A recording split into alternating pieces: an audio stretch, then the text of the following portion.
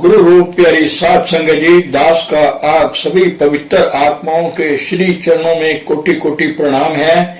महापुरुष जब जब संसार में जीव आत्माओं के उद्धार के लिए अवतरित होते हैं, इस पावन कार्य में अपने स्टाफ को भी साथ लेकर आते हैं। परम पूज्य परम संत सावन सिंह जी महाराज जी की सेवादार बीबी लाजो जी उनके मार्गदर्शन में साध संगत की सेवा में रही है। उनकी कुछ यादें साध संगत की सेवा में दासी की जुबानी पेश की जा रही हैं। वीडियो शुरू करने से पहले गुरु प्यार का भजन प्रस्तुत है। आपसे अनुरोध है कि आप हमारे चैनल को शेयर करें, लाइक करें और सब्सक्राइब करें। धन सतगुरु, धन गुरु प्यारी साध संगत जी।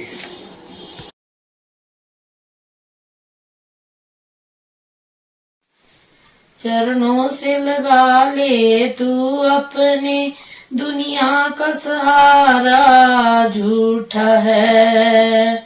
यहाँ रीत प्यार की झूठी है, यहाँ रिश्ता सारा झूठा है।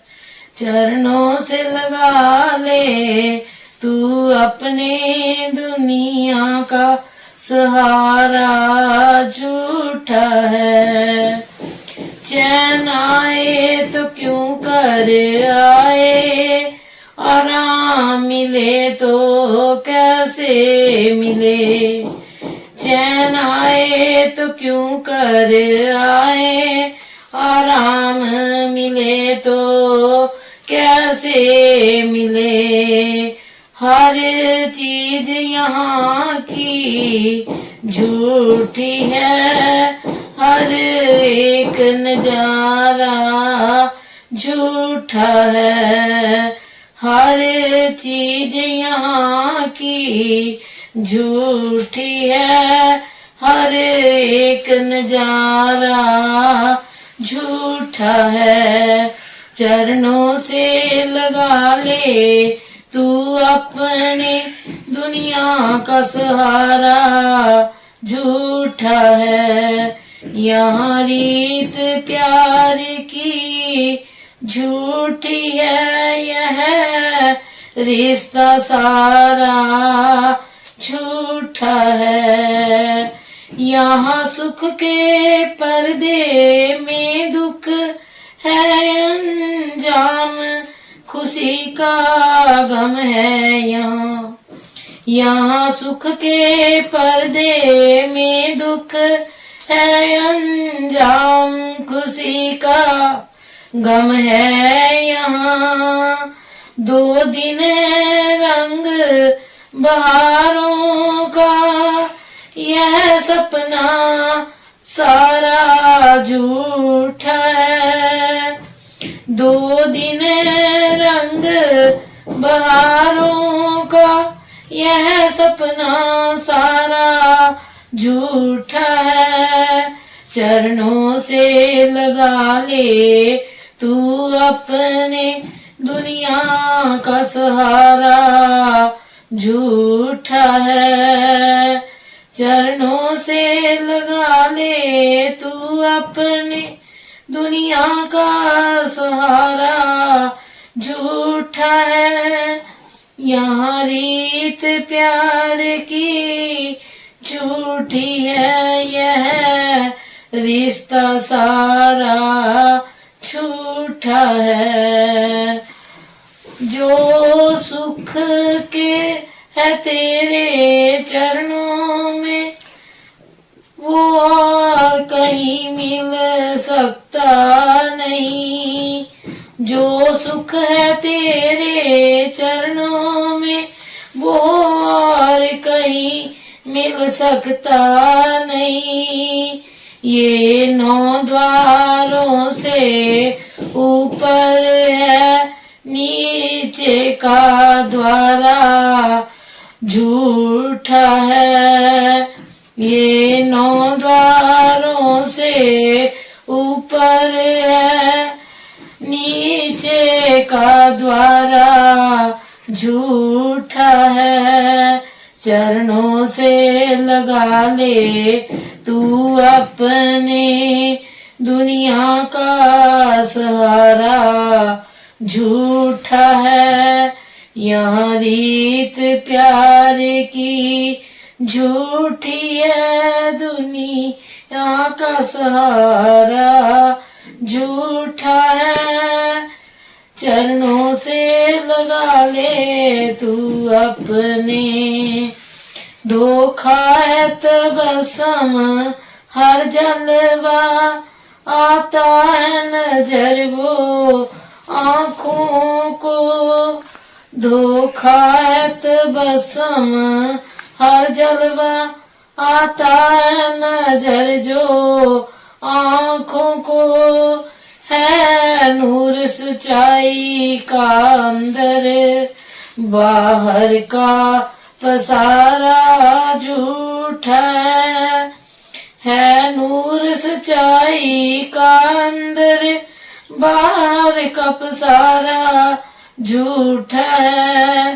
चरणों से लगा ले तू अपने, दुनिया का सहारा झूठा है, यहाँ रीत प्यार की झूठी है, यह रिश्ता सारा झूठा है।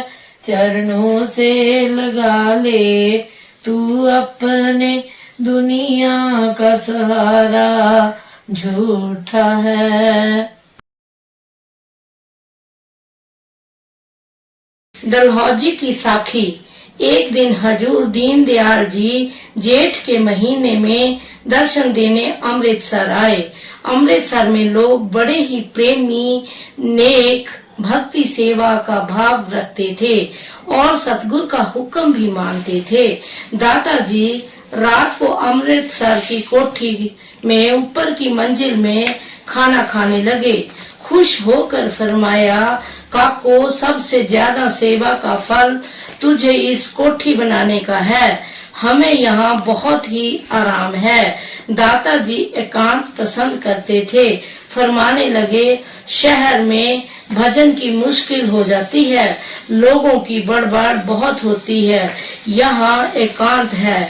हम तेरी सेवा से खुश हैं, मांग जो मांगती है। मैंने अर्ज की, सच्चे पातशाह जी, सेवा तो मैंने कुछ नहीं की है।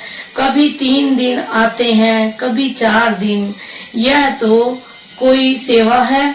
फरमाने लगे, तू सेवा करके थकती नहीं, बता क्या चाहती है? दादाजी, इच्छा है 6-6 महीने सेवा करूं। दादाजी, तेरी अर्ज मंजूर है काको। मेरे दिल में आई, दादाजी ने मेरा दिल रख लिया है। 6 महीने दादाजी कहाँ कहाँ जाएंगे? मन पापी गुरु के वचन का भरोसा नहीं करता।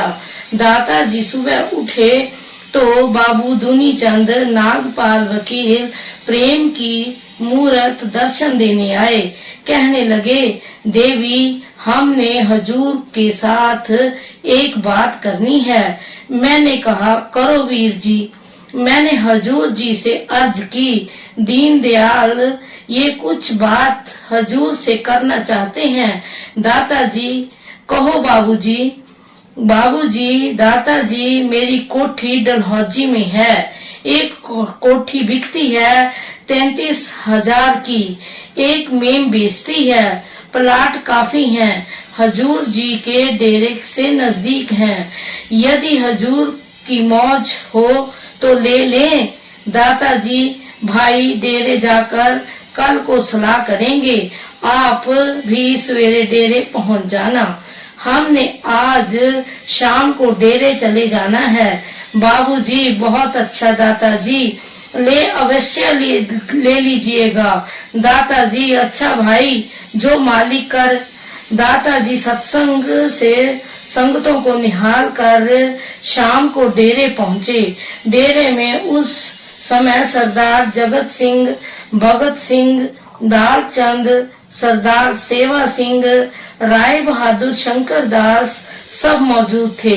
सुबह बाबू दूनी चंद भी पहुंच गए। दादाजी, राय साहब, के अंदर का जो छोटा कमरा बगीचे की तरफ है, उस जगह सोफे पर विराजमान हो गए। सब जेंटलमैन ना प्रेमी भी पास बैठ गए। दादाजी फरमाने लगे, भाई बाबूजी क्या कहते हैं, सुन लो। दुनी चंद जी ने सब कुछ बता दिया। दादाजी, सब पहाड़ों में से डलहौजी पहाड़ डेरे के नजदीक है। मैं बहुत जल्दी पहुंच सकता हूँ। बाकी रहा रुपए का सवाल, बताओ तुम्हारी सबकी क्या मर्जी है। रुपए के नाम पर सब चुप कर गए।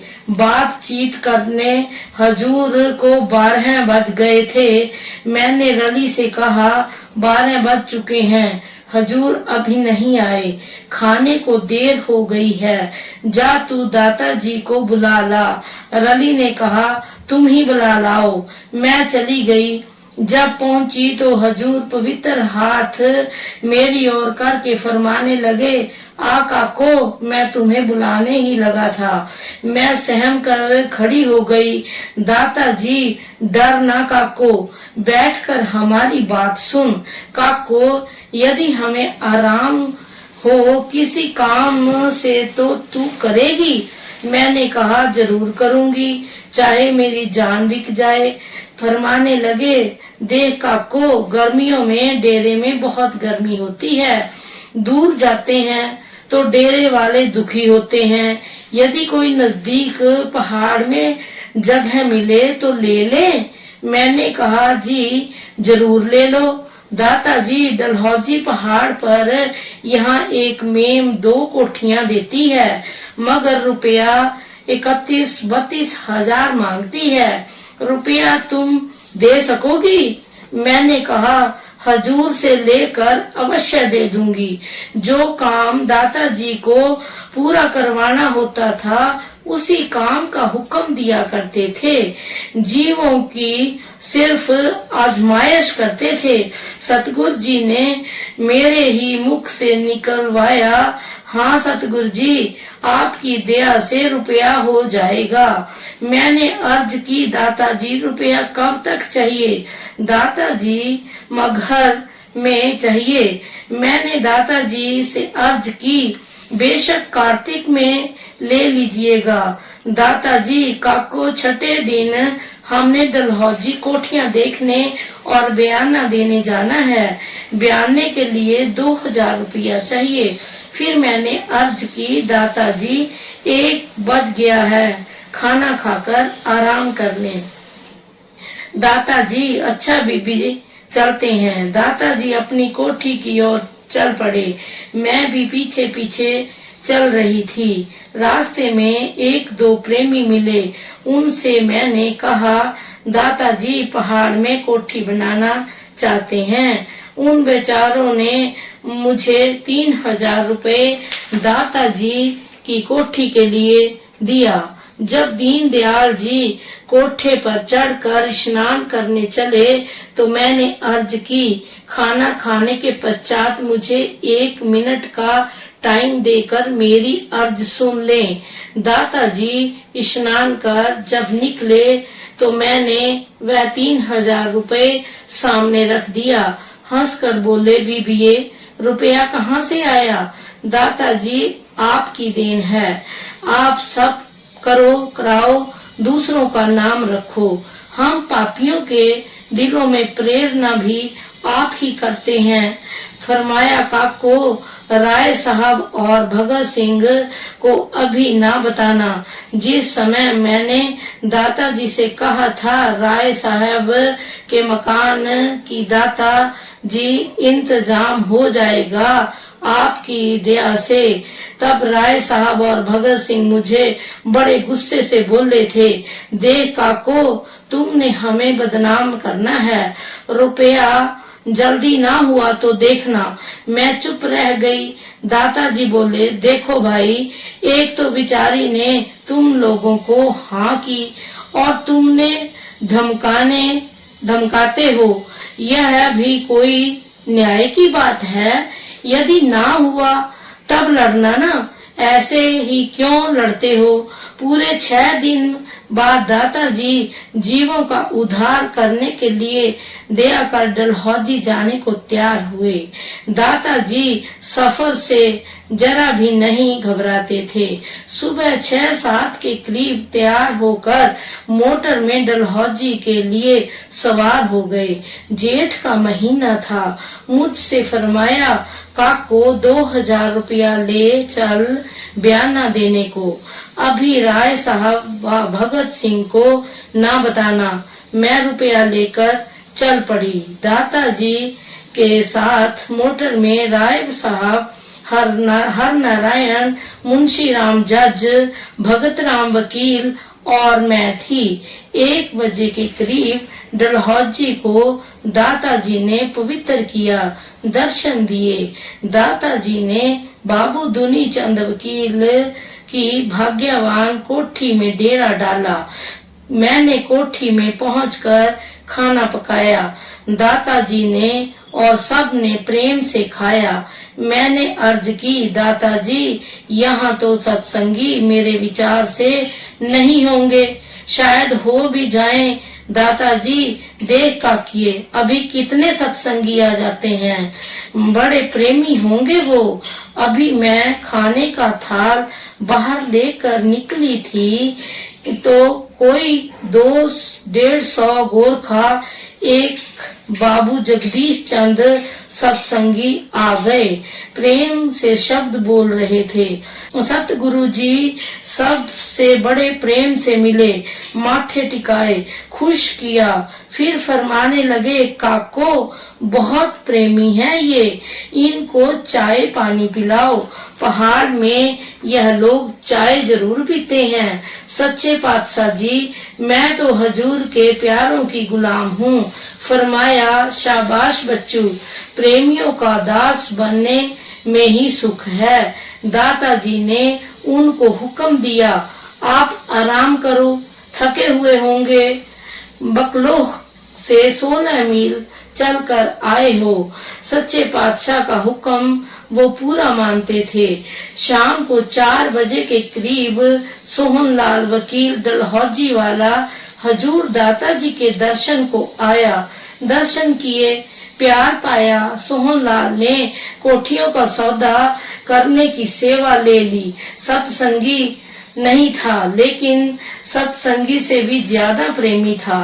दादाजी ने कहा, अच्छा ख्याल है बेचारे का, हमारे सारे काम वाहेगुरु आप करता है, हम तो इसे जानते भी नहीं थे।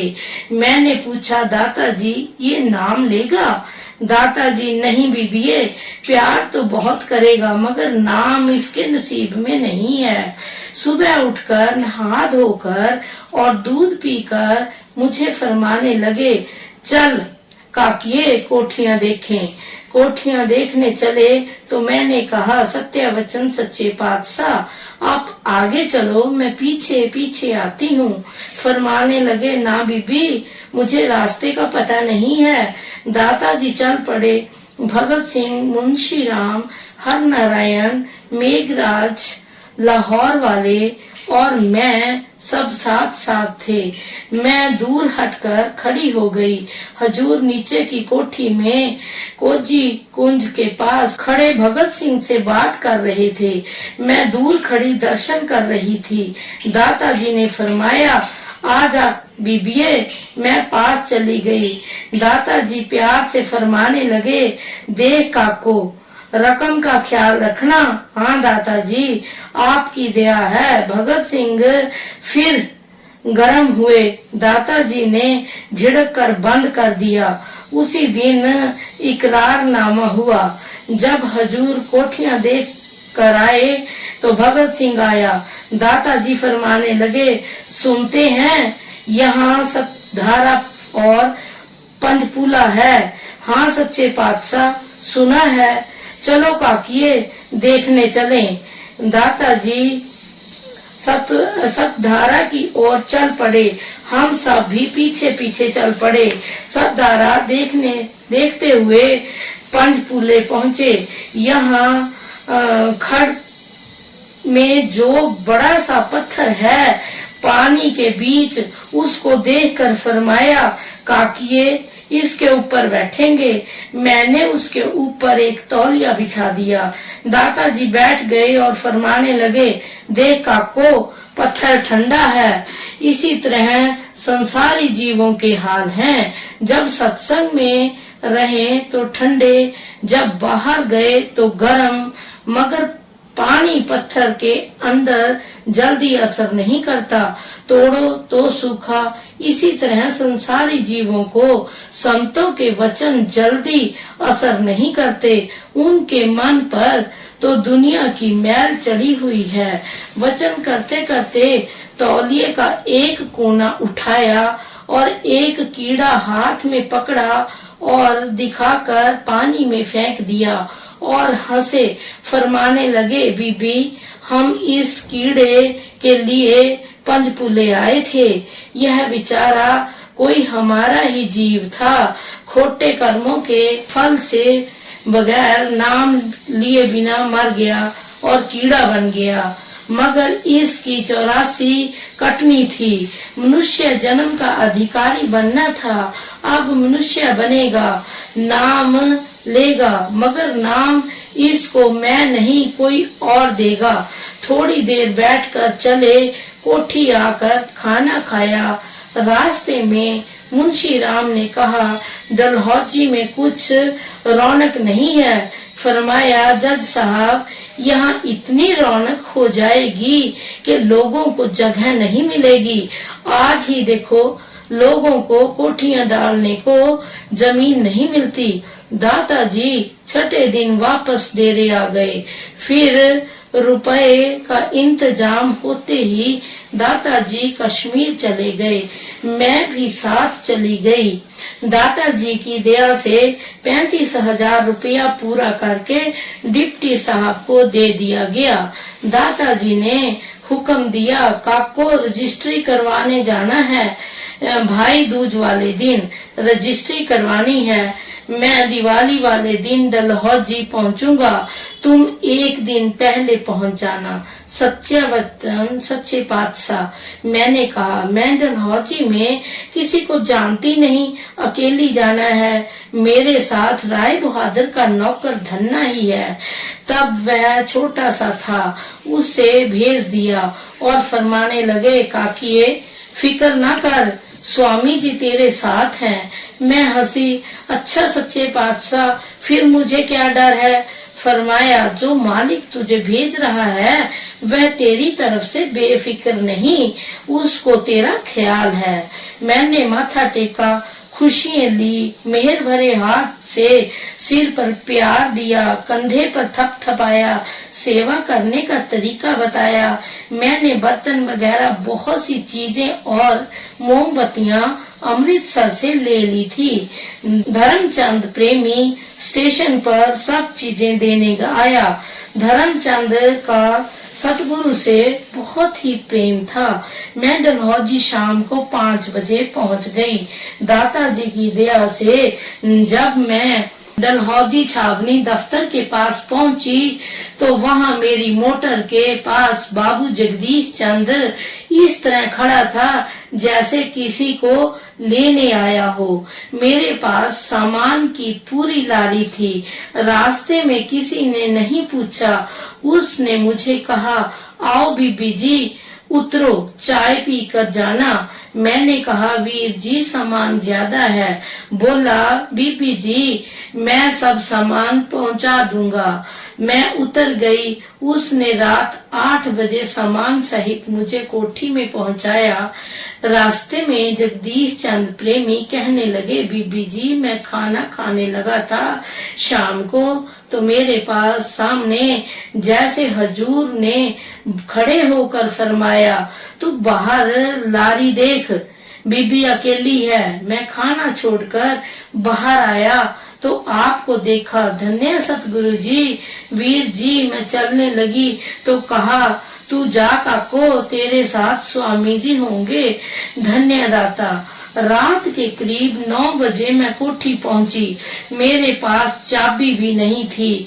चाबी अभी मेम के पास थी। मेम के पास गई तो चाबी लाई, कोठी खोली तो बड़ी गंदी हालत में थी। सोचा सतगुरु सुबह आएंगे तो गंदी कोठी में बैठेंगे। रात में ही सारी कोठी को धोकर साफ की और दरियां बिछाई। उस प्रेमी की मशीन से रात ही में पर्दे सिले। कोठी दाताजी के आने की खुशी में खूब सजाई। सुबह दिवाली थी। सुबह कुछ मिठाई बनाई और खाना तैयार किया। कोई कोयले लेकर आया तो कोई हमाम लेकर आया। मैंने पूछा किसने भेजे हैं, तो बताया साहब ने भेजे हैं। मुझे आज तक पता नहीं लगा कौन से साहब ने भेजे हैं।